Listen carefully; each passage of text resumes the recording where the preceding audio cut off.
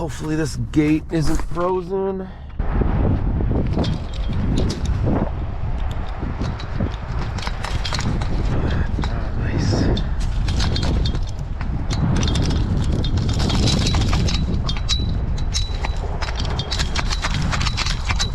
Nope, it's frozen.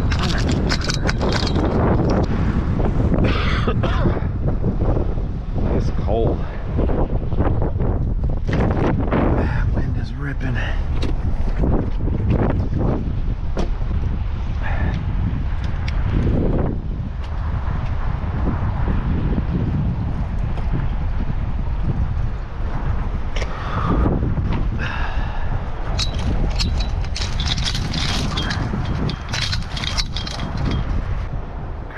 Ice.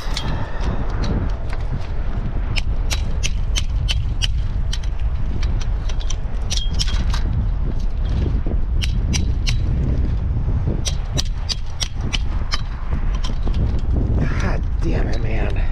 There we go. Alright, we're open. Let's hope the skid steer starts. Alright, baby. Start up for me.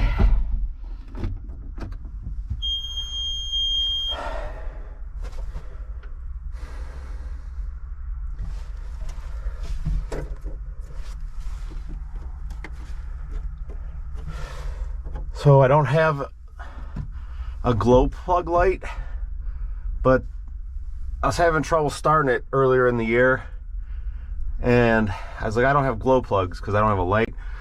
So I took it to my mechanic. Of course, couldn't find anything wrong with it, but I think I'm not waiting long enough for the glow plugs to kick in. So he said wait about 7-10 seconds before I start clicking it. So let's see if she starts.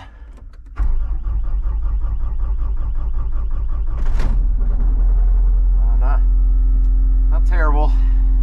I also changed the battery at that time too, so it's got good starting power that way. Let's get some heat going, some lights, and we'll let her warm up.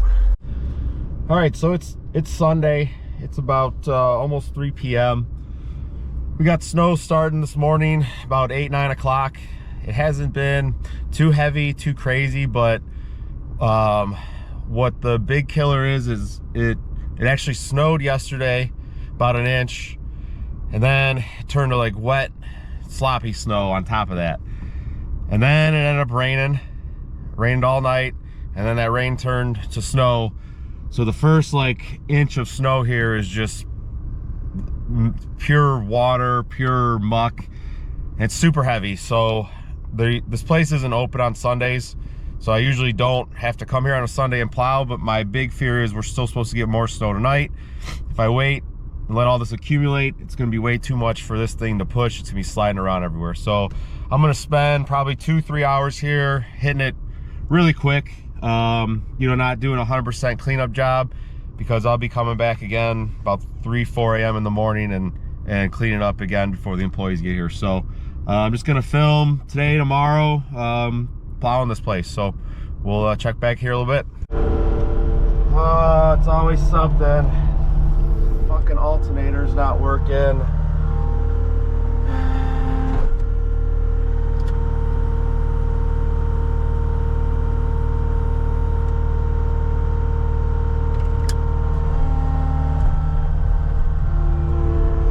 Go get my buddy's machine, unreal.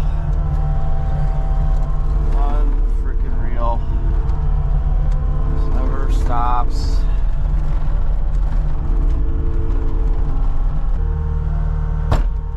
Oh my.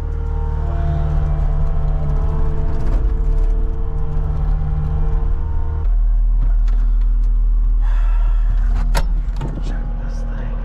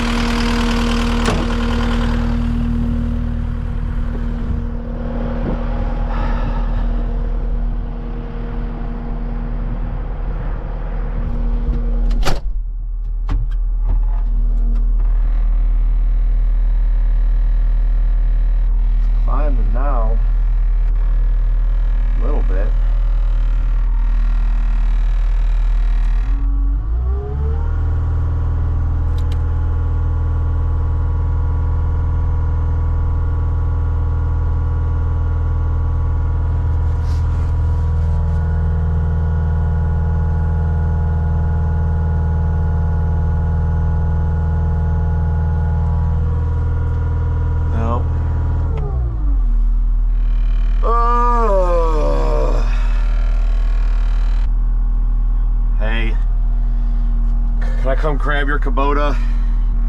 All right. Thanks. See ya. So here's my frustration with winter, and mainly that machine, but just also winter in general, is it's just nothing's ever easy and smooth in the winter. And you know, I only have that one account, and I really only have that one account because I have a payment on that skid steer. And I'm in a predicament because I have, I think, about 2 or 2.5 years left on the skid steer to pay it off.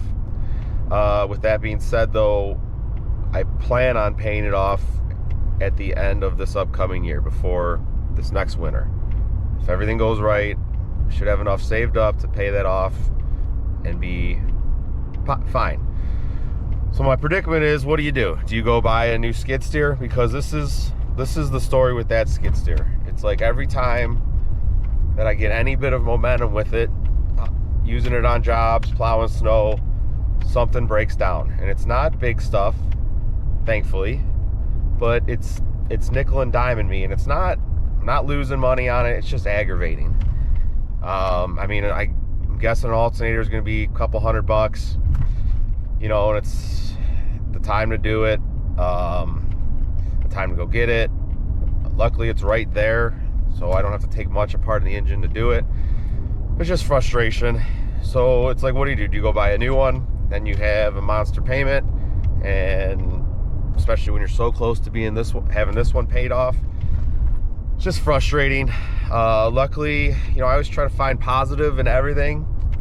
Thankfully, luckily, it's Sunday and no one's up at the lumber yard, and my friend Frank, who did the wall demo with me, has a track skid steer that I can go and borrow. And it's like another hour out of my day to go pick his up and bring it back up there, but all in all, I'll get it done and everyone will be happy. So positive out of that. But the negative is I could just be sitting at home, relaxing on the couch, not having to worry about remove snow. So it's just the stress that's starting to add up, and then you kind of figure in money that you make and take out repairs and fuel and time and all that, and you're like, is this really worth it to do snow removal? So frustrations. Luckily I caught it. The big hurdle will be getting the cat skid steer started back up and back up to Frank's shop where I can fix it. So I'll probably have to bring a jump box with me just in case it doesn't start. But yeah, just frustration that I don't want. And again, it's that skid steer just seems to I don't know if I bought it at the wrong time, where, you know, I bought it at about 2,000 hours. Is that the time where all this stuff starts to go, you know, the 2,000 to 3,000 hour, and I'm just hitting it all. So who knows, but just frustration. So we'll check back in here in a little bit. All right, so it's 4:30. I'm in the Kubota. Got the cat on my trailer. Sure enough, when I started the cat, I was driving and I happened to look up. I'm like, oh, why isn't it flashing? Alternator's working, 14.5 volts now. Like, Jesus, man, come on. So I'm like, you know what? I got the box already on the Kubota. Let's test this thing out. Plus, it's snowing. I know I'm gonna need it tomorrow morning. I don't want that cat to give me some problems, so I'm pulling the cat. We're using the Kubota. We're in a nice little review on this. First review, first thing I'll say, the cab is so roomy compared to the cat. So roomy. The door, everyone loves the door. I'm not used to it, so maybe it's not a fair review. I personally don't really like it. I think on like a nice summer or a nice spring or summer, fall day, it's nice to have the option to put the door up if it's not dusty. But you know, other than that, it kind of, like, I had a bunch of stuff in my hand and it's kind of hard to get the door up with the other hand. Again, maybe that's just something you get used to, but I'm not a huge fan of the door. Now, it is nice. I don't have to worry about ever if the arm is a little up. You know, if my arm is a little up on my cat, I can't open my door. So there's some pros and cons. I'm very interested to see how this thing pushes. It had trouble getting onto my trailer. It was sliding off. Now the trailer was very icy, but I am worried the tracks are skinnier and I don't have, you know, those are really good winter tracks on there, so I'm interested to see how these work. So this is it. I haven't pushed anything. We're seeing this puppy from the beginning, so let's give it a go.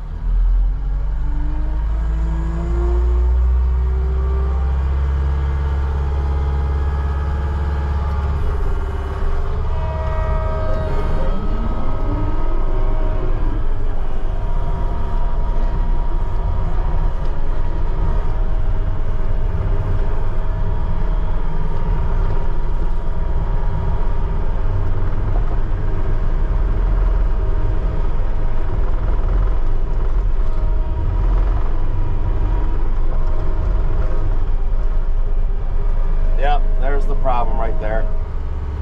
Fucking slide everywhere. I don't know what I'm gonna do.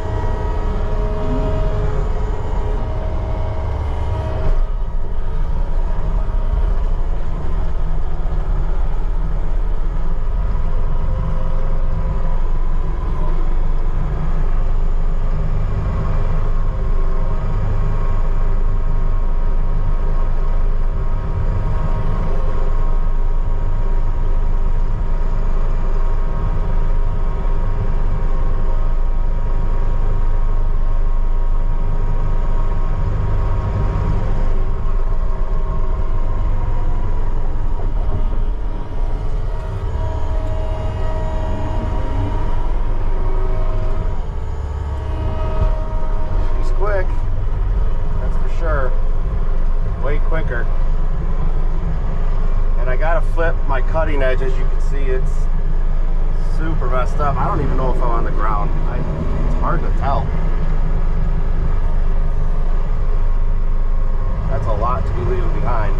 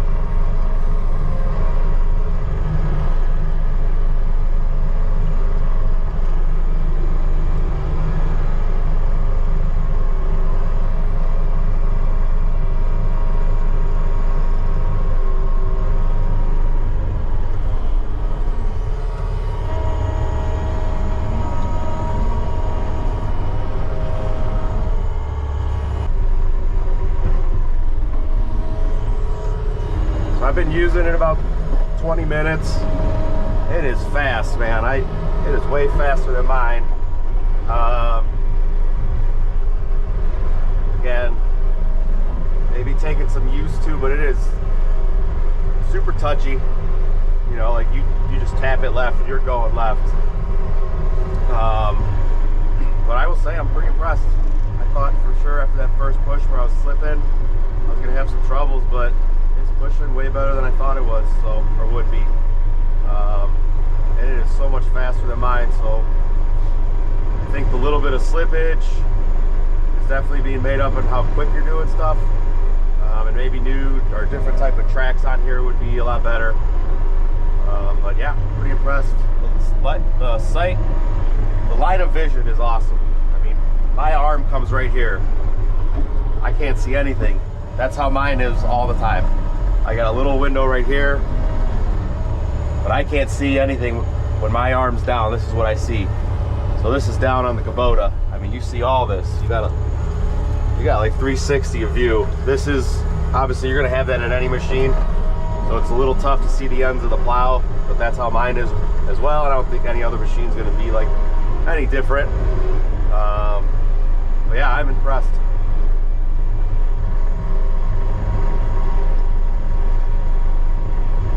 Now on that front road leading into the place, I only made 2 passes because I'm still not quite used to it, and I don't want to get too close to the edges because that's a drop off there.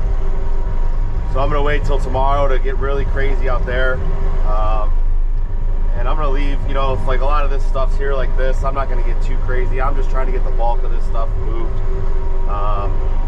so I don't come here tomorrow morning and have to deal with 6-8 inches. So I'm definitely gonna leave the Kubota here. I'm gonna take my cat back to Frank's, throw it in the shop, and take a look at it tomorrow. He can use it to clear his shop and see if the alternator still works or not. So we'll test it out a little bit before I buy a new one. Maybe just a wire came loose, I don't know.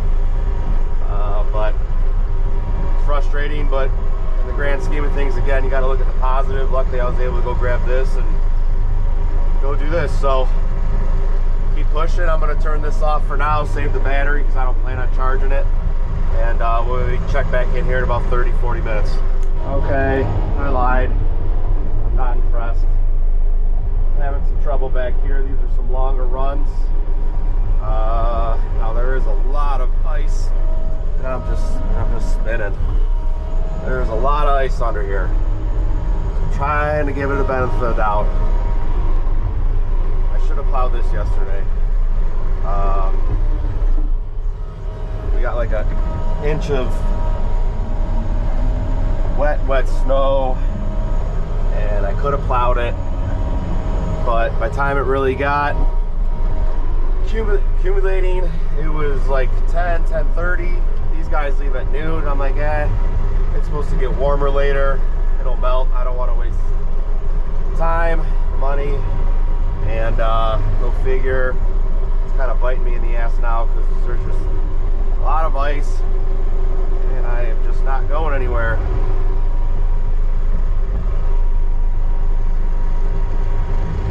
So I don't know if that's the machine's fault or my fault or both, but yeah, like, I mean, you can see the ice there. It's just not moving. This has got to be pure ice right here. No, I don't think they salted yesterday. Again, with it being a half a day.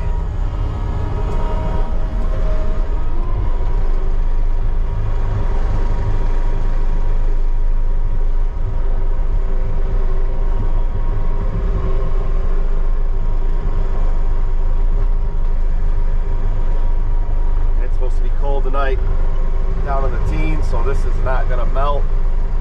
It's going to stay icy underneath, so tomorrow is going to be fun.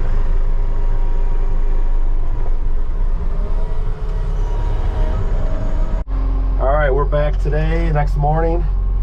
I'd say from the time I left here last night to right now, it's 3:50. We got about 2 to 3 inches light dust, snow, so I'm glad I came last night and cleaned up what I did. It'll make today a lot easier. Hopefully they can get some salt done. I already texted them, let them know get some salt up here when I finish up so this place isn't so icy. So yeah, let's get to it. Their first employees start rolling in about 5 o'clock. So I usually try to get here about an hour early, get the front part cleaned up for them. And then I got another band of employees that roll in around 6. And by that time, I'm usually back here cleaned up. And then they open their doors at 7.